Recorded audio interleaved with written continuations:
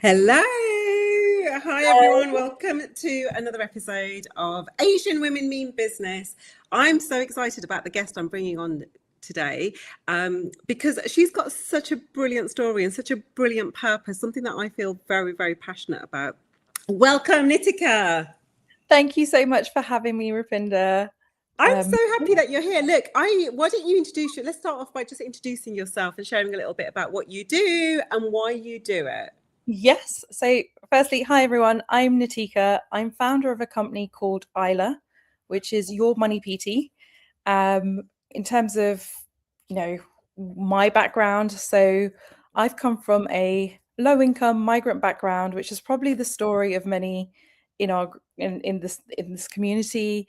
I grew up in East London and realized that money wasn't something I grew up with. We didn't have to think about saving or investing because that wasn't something that was a worry for us. And actually, I then went to uni to do maths and then ended up in finance, in investment banking, and then hedge funds. But actually, what I realized is that despite having a maths degree and doing well in finance, when it came to my personal finances, I was really, really struggling. I didn't know where to turn, who to turn to. And I realized it wasn't just about the numbers because I was good at maths. So it Yes. wasn't maths. There was, a lot of mindset, a lot of confidence, and there was so much jargon, even for someone like me who kind of, I could price up all of the financial instruments you wanted to do. I was doing my CFA at the time, yet getting started on my personal finances just felt like such a big issue. So that and that even got exacerbated even more when I started working at a hedge fund and I got to see just how much access to information and advice the wealthy have. Millionaires and billionaires just have information and help chucked at them. And it really frustrated me. I often was asking, why did me, my friends and family not have access to this? And then, to be honest, at the same time as working at a hedge fund trading, I was also volunteering at mental health charities. And my worlds collided during COVID because I was trading and was at that point working for the second largest taxpayer in the UK that year. And he paid 300 million in taxes. And at the same time, I was answering calls and text messages on mental health charities where people were feeling really desperate because of their finances and sometimes thinking of taking irreversible decisions, and especially women who couldn't leave bad home situations. And basically, I couldn't ignore this anymore. I was growing this feeling of all I was doing was making rich white men richer. Right. I decided I needed to change that, and that's why I've set up Aila Money. So it is a free app as well as a community, and my mission is to get everyone, but especially women, more confident and in control of their finances. I'm basically building the financial tool I wish my younger self had. There's so much to unpack there around. Sorry, it wasn't a short intro.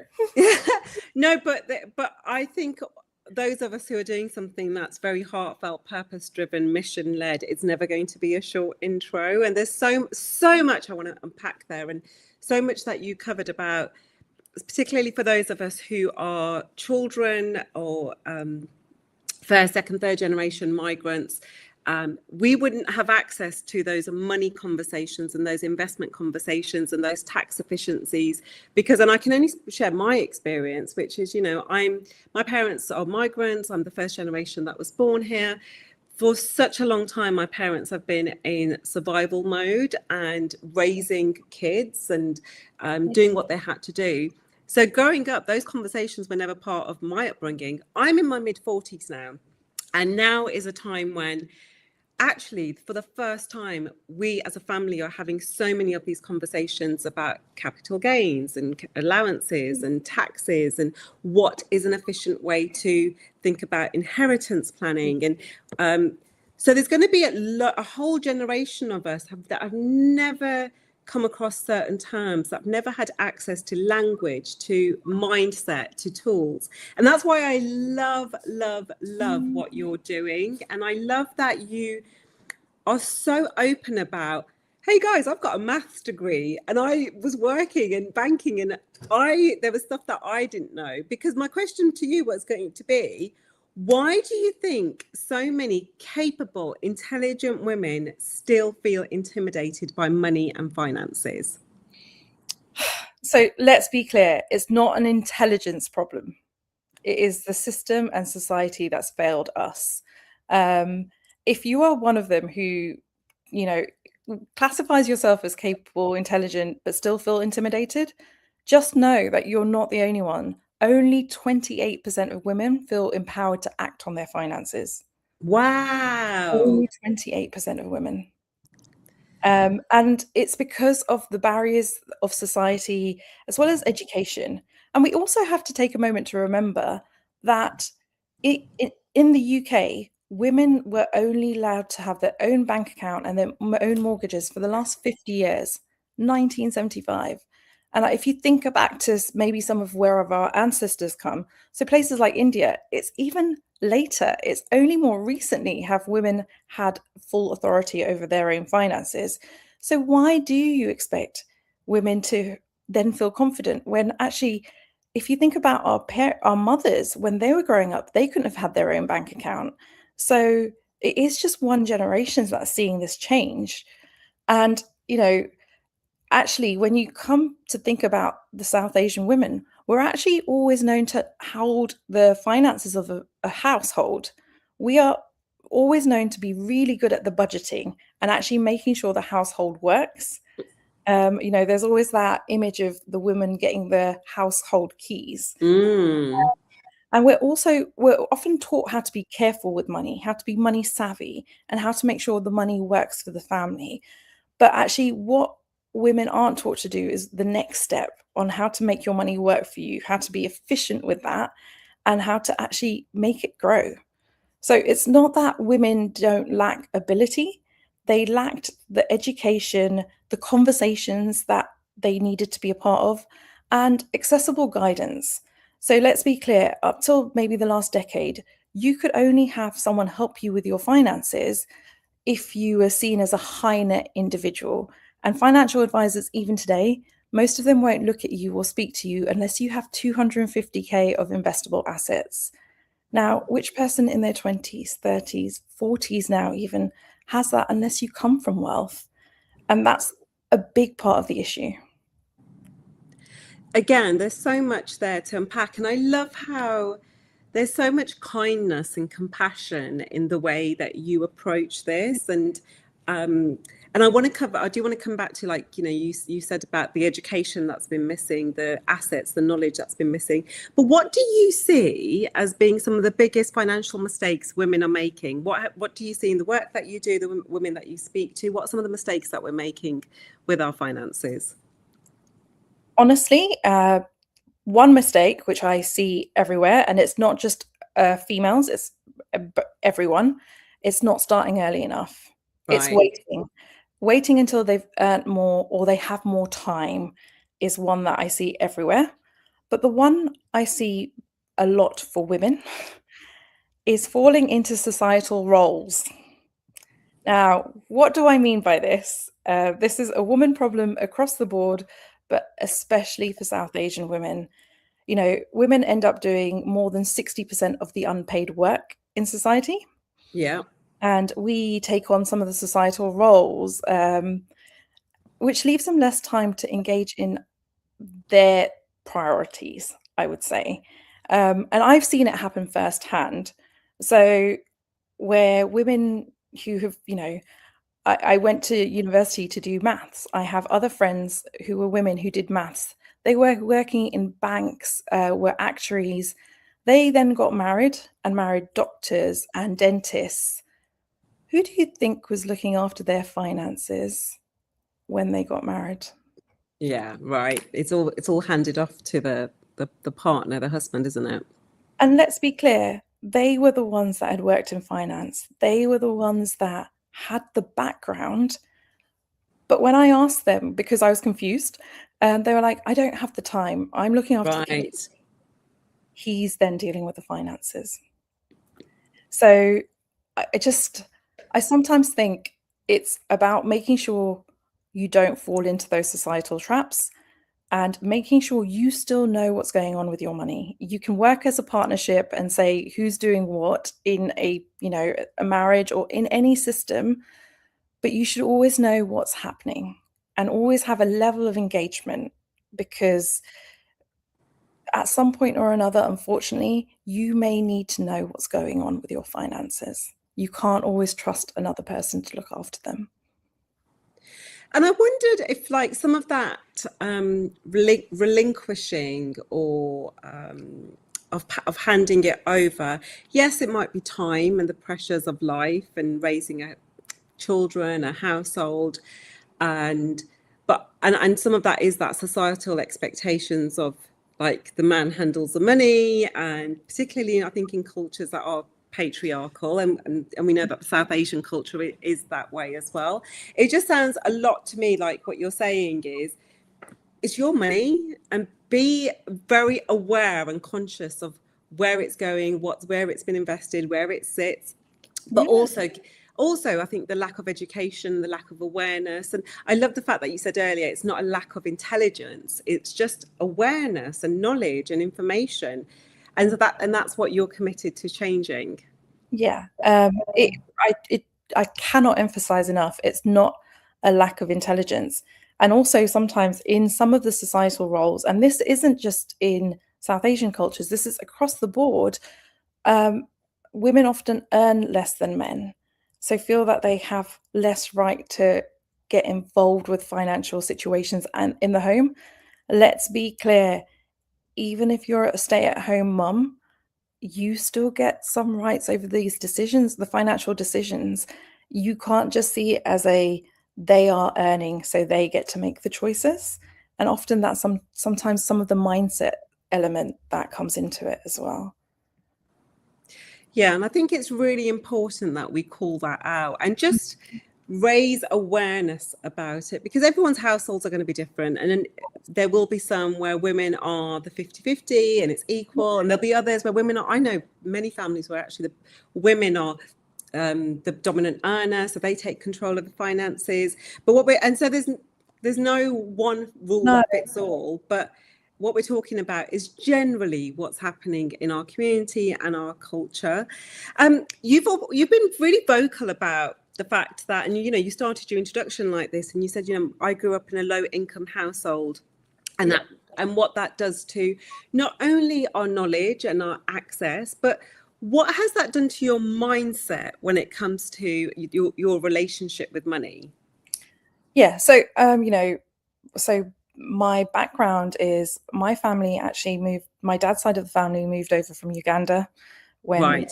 they got kicked out. So, they went from doing well in Uganda to leaving with almost nothing and having to rebuild. So Wow. there is a scarcity mindset in my family. And I see that in my dad a lot. He then worked in retail shops. And by the time I was a teenager, my mum wasn't able to work. So our household income was very low.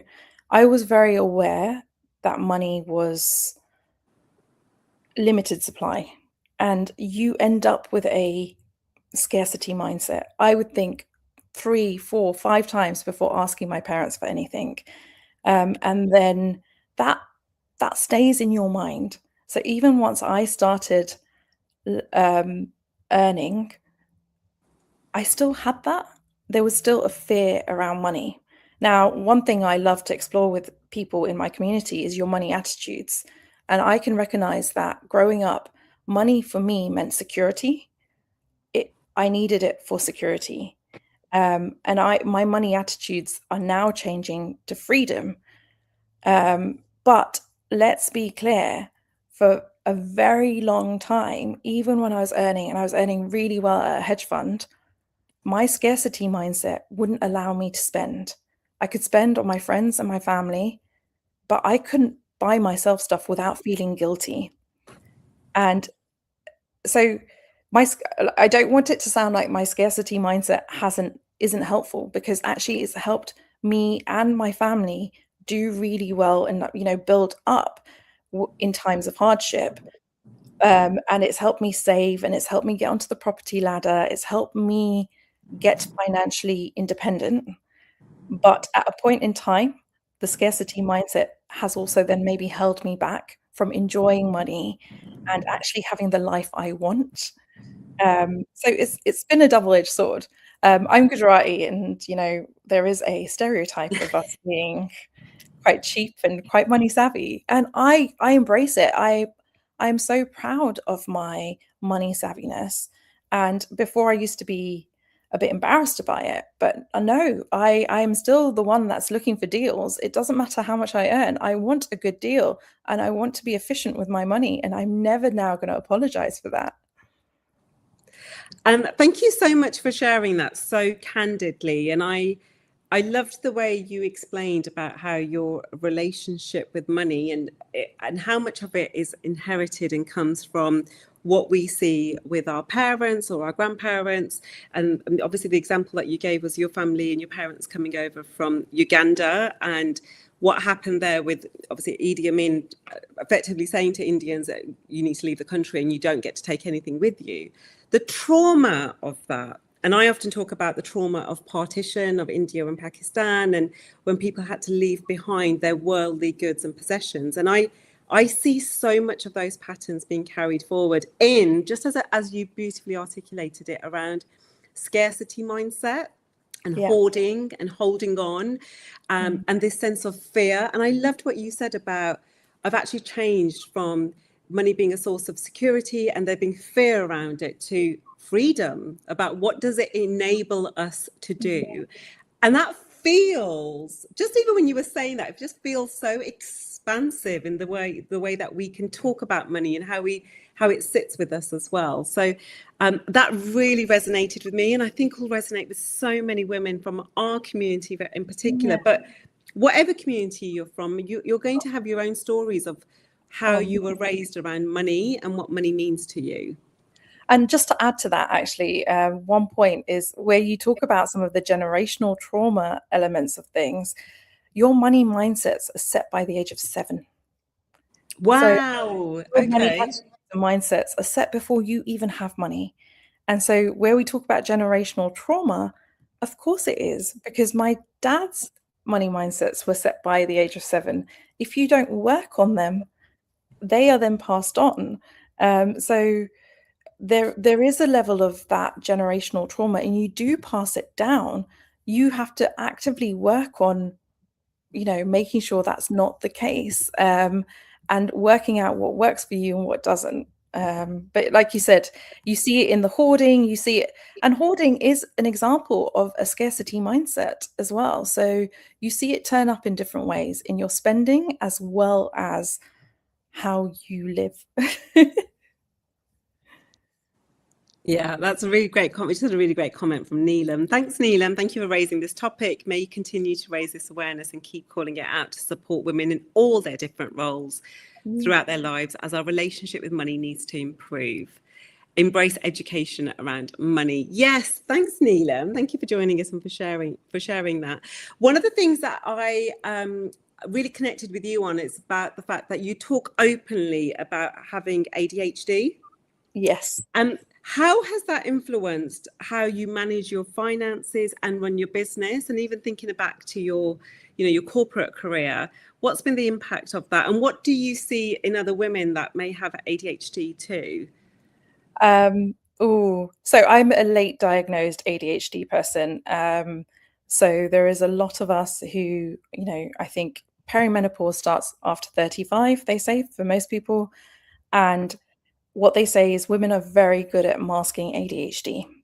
So we are we're the teacher's pets. We do what we're told, and it allows us to then go through life masking, where we don't show maybe necessarily all of our ADHD traits. We know how to perform for society.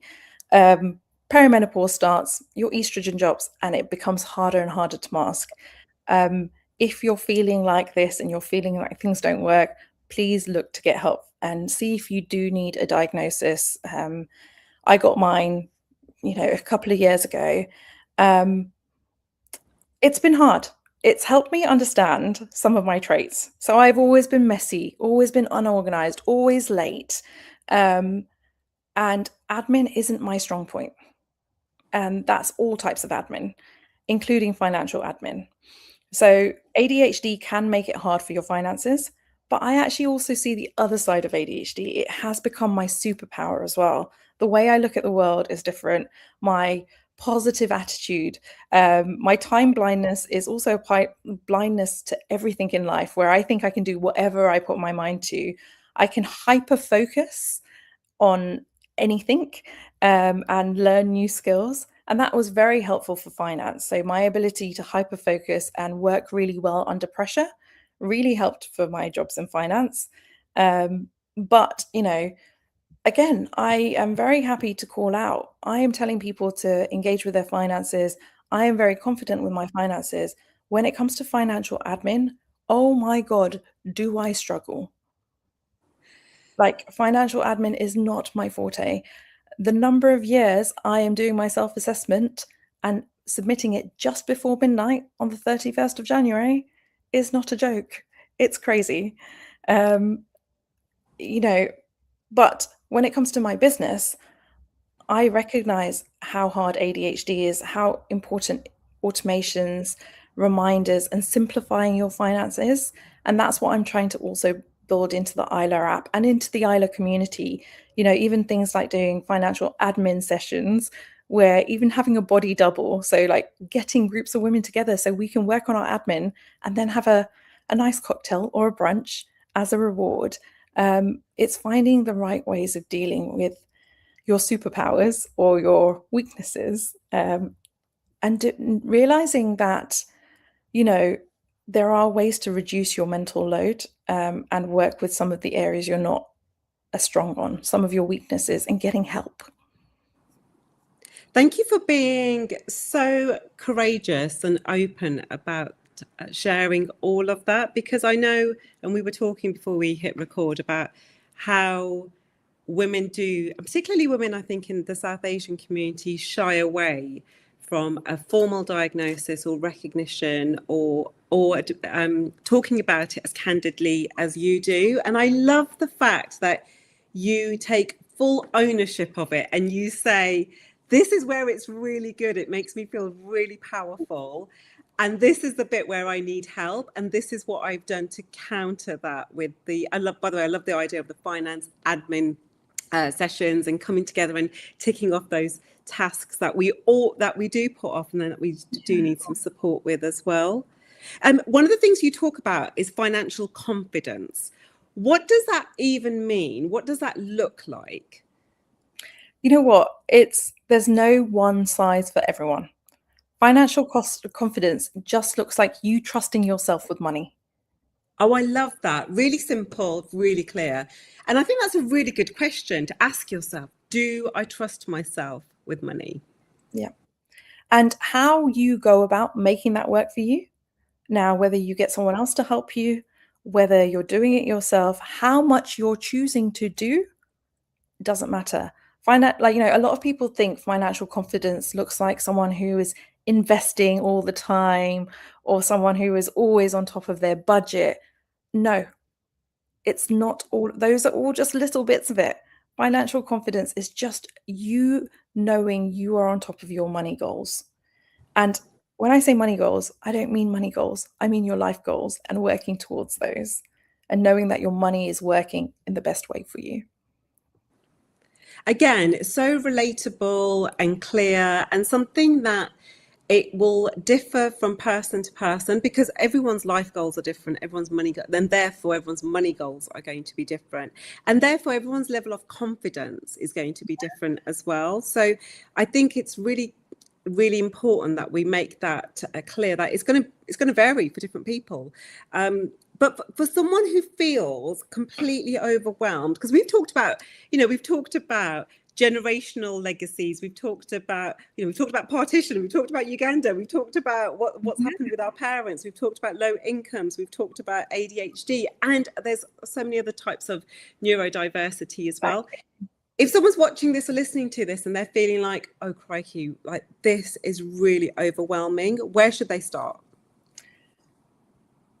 Just make the first step. So, the reason I link Aila Money to your money PT is because fitness and finance have a very similar kind of element when it comes to your brain and how you feel about it.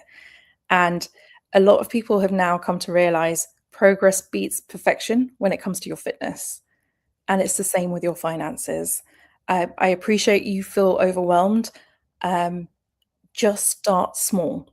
So, if you're going on a fitness journey, what starting small looks like is maybe just going for one walk, committing to doing one thing a week to help with your fitness. And with your finances, it's the same.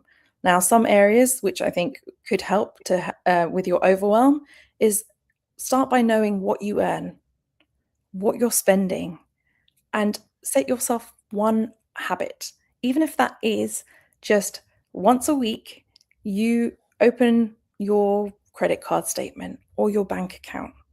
Start small so it doesn't feel overwhelming. And also know that there are people like myself who are here to help. You don't have to deal with things alone. The government, so if it's debt related, there is a lot of debt support services. You've got the Citizens Advice Bureau. Like, what I would say is just start by one, looking, and then two, having a conversation with someone you trust if needed. Such brilliant advice, and so free from shame and judgment in terms of just signposting, in terms of what you can do and where you can go. Because my next question was going to be, if someone's listening to this, what's one thing that they could do just this week to improve their financial future? But I feel like you've given some really good suggestions there anyway. Is there anything else that you think that they could do? If you're looking for one thing this week, so I actually do this on a regular basis for my socials. I do a Friday fix. So something that should take you 15 to 20 minutes, which you can do on the Friday or the weekend. And I try and kind of do it for people. But the first question I want everyone to ask this weekend as one thing they can do is, what are my life goals? What am I working towards? And am I actually working towards those goals with my finances? Because let's be clear, money isn't, none of us have a dream of just rolling around in a pile of cash. Like, was it like Donald Duck's like evil kind of uncle or whatever? Yeah, there's a meme, isn't there, of that? It's that person rolling around in cash. That is not our goal. Our goal is to have the life we want. So spend some time this weekend saying, what is that life you want? And are you financially working towards that? Because that's where everything starts.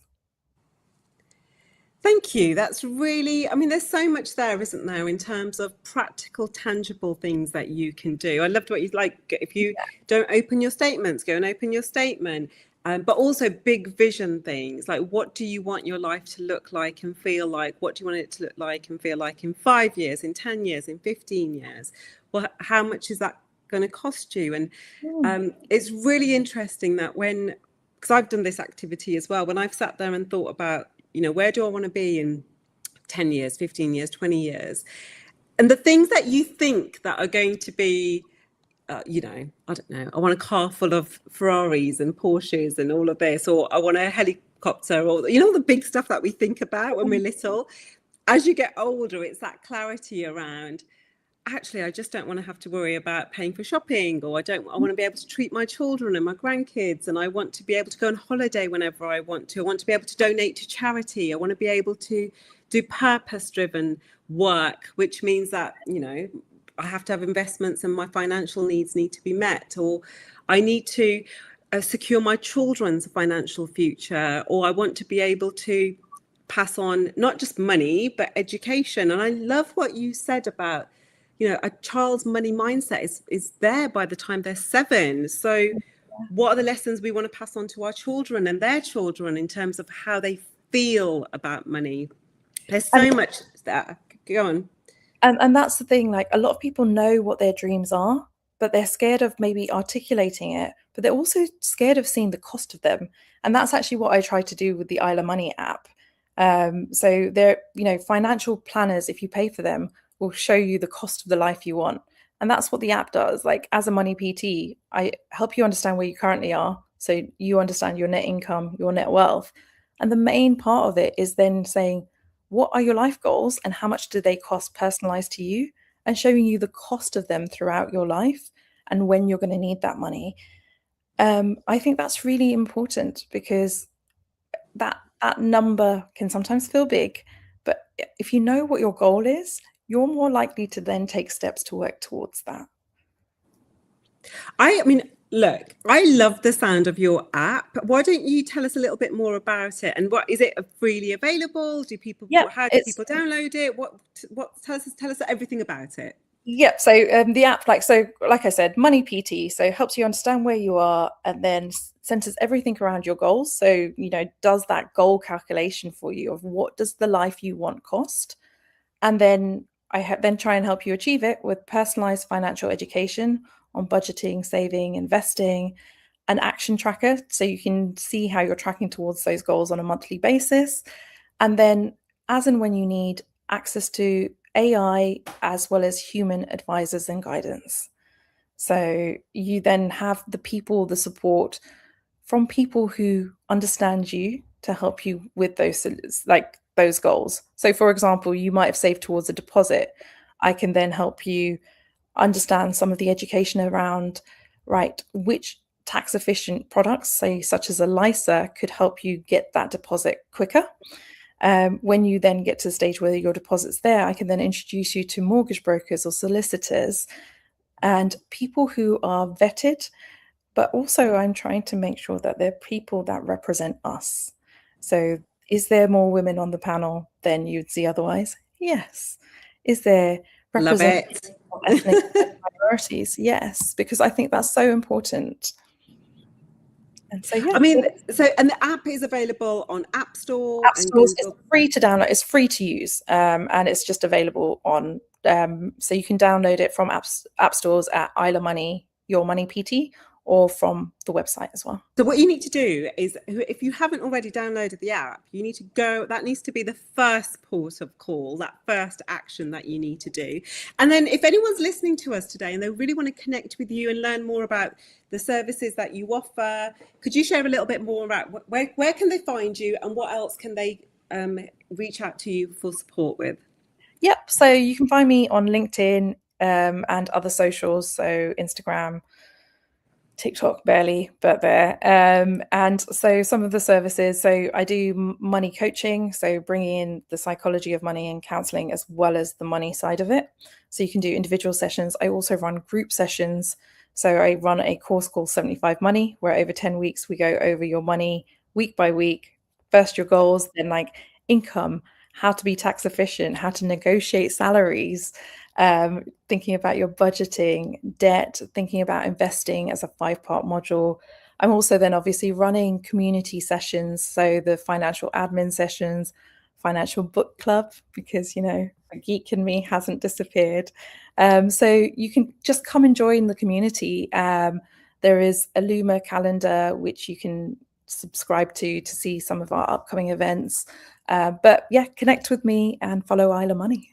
And is that all available on the app? So if they join the app, they can see the events and connect that way? Unfortunately, not yet. So they can't see the events on the app yet. But the Luma calendar is probably the best for that. The app is still work in progress. And so I'm still trying to build it out. And again, very open to feedback on things that you think could work and could be better for the app as well. Oh, how wonderful is that? And being so open to feedback and in terms of what is or isn't working, and also what more we want to see of as a community. Well, I love what you do. I think I feel so passionately about money mindset, money education. I love the way that you have taken that real pivotal moment for you in that I often think of it as in the sliding doors moment of, I'm in this world, I'm of this money world, I've done maths, but there's something that's missing, and there's an education piece and there's an accessibility piece. And I'm always really proud of women in our community who look around and say, there's something missing and let me help plug that gap. Let me not wait for someone else to do it. And that's exactly what you have done. So I think it's so needed. So well done on you and for taking the initiative to do that. Everyone go and download the app, go and connect. And if you have enjoyed this conversation, message me and let me know what more we could do to really help plug some of the gaps around money and financial education. Is there anything else you'd like to share before we wrap up? So I guess the only thing I will say to people is, you know what, we don't talk about money enough. And that's everyone. And so it doesn't have to start by sharing numbers or anything, but just even think about your first childhood memory of money, or just your money, like what emotions does money bring out in you? Have these as starting conversations. The more we all talk about money, the more we can help each other out.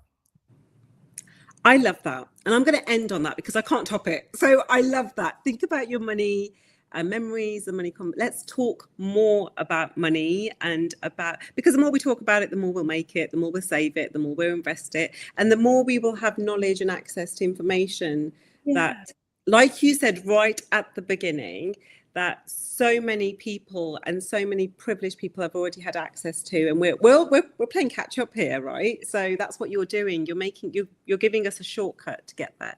So thank you so much for joining me. And if you've enjoyed this conversation, do let me know, because these are the kinds of conversations I want to bring with you. But until next time, bye for now. Thank you.